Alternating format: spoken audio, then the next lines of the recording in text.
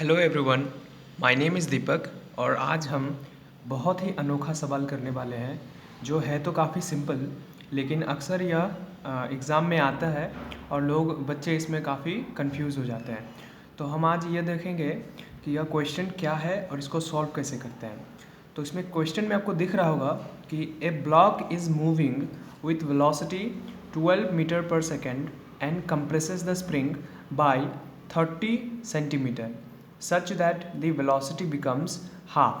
Find the spring constant if mass of the block is 500 ग्राम। बोल रहा है कि बोल रहा है कि देयर इज़ ए ब्लॉक। हमारे पास क्या है, एक ब्लॉक है जिसका मास है m और वो है कितना 500 ग्राम। यह मास है m और 500 ग्राम से वह वेलोसिटी v से आगे की ओर बढ़ रहा है और v वेलोसिटी उसकी कितनी है 12 मीटर पर सेकेंड। वो 12 मीटर पर सेकेंड की रफ्तार से आगे बढ़ रहा है और बढ़ते बढ़ते वह एक स्प्रिंग से टकरा जाता है। स्प्रिंग से टकराने के बाद उसकी जो वेलोसिटी है वो v/2 हो जाती है। मतलब जो उसकी पहले v वेलोसिटी थी 12, उसके कंपैरिजन में फाइनल में उसका कितना हो जाता है v/2, यानी कि 12/2 6 मीटर पर सेकेंड। और इस दौरान वो स्प्रिंग को कितने से कंप्रेस करता है, कंप्रेशन इन द स्प्रिंग कितना होगा हमारे पास, कंप्रेशन इन द स्प्रिंग वो हो जाएगा 30 सेंटीमीटर दे रखा है, यानी कि 30/100 मीटर। और इसमें जो फोर्स कांस्टेंट है के वो हमें निकालना है।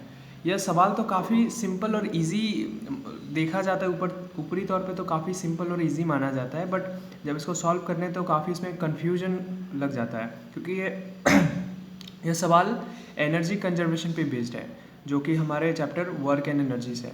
आजकल अभी तो कुछ 2-3 महीनों में जेई मेंस और एडवांस की एग्ज़ाम चल रही है, तो आपको पता ही होगा ये सारे क्वेश्चन जो ये रिपीटेड नंबर ऑफ़ टाइम्स हमारे शिफ्ट में पूछा जाता है और बच्चे अक्सर इसमें फंस जाते हैं। तो मैंने सोचा क्यों ना इसको एक डिटेल्ड सोल्यूशन बना के उसको डाला जाए, ताकि बच्चों को एक सहायता मिले। तो आइए देखते हैं कि दिया हमारे पास क्या रखा है। गिवन हमारे पास क्या है, m मास का एक क्या है ब्लॉक, जिसकी कितनी 500 ग्राम उसका है, तो हाफ kg उसका क्या हो जाएगा उसका मास। और हमारे पास v वेलोसिटी से वो भाग रहा था, यानी कि 12 मीटर पर सेकेंड। इसको मान लेते हैं u इनिशियल वेलोसिटी, क्योंकि इसमें दो केस है, एक इनिशियल और एक फाइनल। तो हम केस मानेंगे u इक्वल्स v बराबर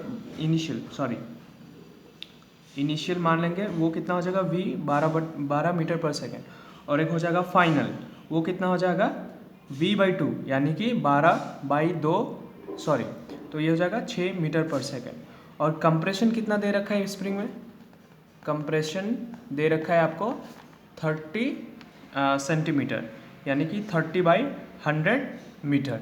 अब आइए देखते हैं, इसमें करना कुछ नहीं, इसमें बस एनर्जी कंजर्वेशन लगाना है। तो अप्लाइंग एनर्जी कंजर्वेशन, तो आइए पहले इनिशियल एनर्जी क्या होगी, जब यह ब्लॉक सिर्फ भाग रहा था तो उसकी कुछ वेलोसिटी होगी और वो उसी वेलोसिटी से भाग रहा था, उसका कुछ मास भी है, तो उसके पास सिर्फ क्या होगा, उसके पास सिर्फ काइनेटिक एनर्जी रही होगी। और वो कितने के बराबर होगी काइनेटिक एनर्जी, जैसा कि हमें पता है कि काइनेटिक एनर्जी किसी भी बॉडी की कितनी होती है, हाफ mv²। तो हाफ m उसका हाफ kg है और v² यानी 12 × 12, तो इसको हम ऐसे ही रखने देते हैं।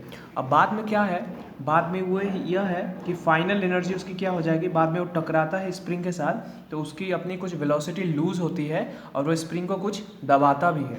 तो उन दोनों के वजह से उसमें दो एनर्जी आएगी, एक तो अपनी वेलोसिटी की वजह से उसकी काइनेटिक एनर्जी आएगी, और पोटेंशियल में स्प्रिंग में कंप्रेशन होने की वजह से उसमें पोटेंशियल एनर्जी भी आएगी। तो हमें दोनों को लिखना पड़ेगा, पोटेंशियल एनर्जी। अब फिर से इसकी क्या हो जाएगी काइनेटिक एनर्जी, हाफ m जो कि हाफ है गुना v²। अब v² इसमें क्या हो जाएगा, फाइनल वेलोसिटी लेंगे v/2, यानी कि 6 × 6 प्लस, अब पोटेंशियल एनर्जी क्या होगी, हाफ kx²। तो हाफ k हमें निकालना है और x कितना दे रखा है, x है इसमें 30/100, यानी कि कंप्रेशन 30/100 × 30/100, क्योंकि x² है। अब क्या कर रहे हैं, अब कुछ करना नहीं है, बस इनिशियल एनर्जी और फाइनल एनर्जी को बराबर कर देना है। आइए देखते क्या होता है, इनिशियल एनर्जी और फाइनल एनर्जी को बराबर कर देना है। तो इनिशियल एनर्जी कितनी है, हाफ गुना वी गुना वी बराबर फाइनल एनर्जी कितनी है, हाफ गुना 6 प्लस हाफ गुना के गुना ये कट गया, ये कट गया, यानी 9/100।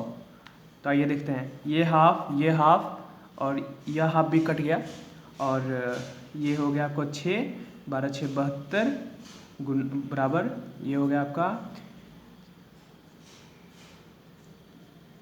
6 6 36 गुना आते हैं तो 18 प्लस के गुना 9/100। तो ये हो जाएगा, इधर माइनस करेंगे तो ये 54 हो जाएगा, ये इधर गया तो 100 और बाई 9।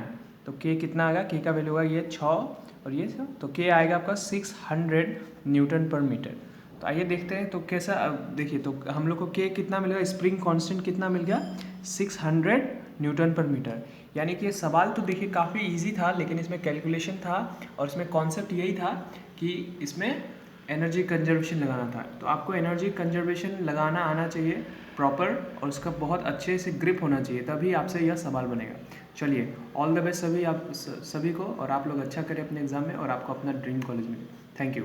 और अगर मन करे तो इसको आप लाइक सब्सक्राइब कर दीजिए। शुक्रिया, थैंक यू सो मच।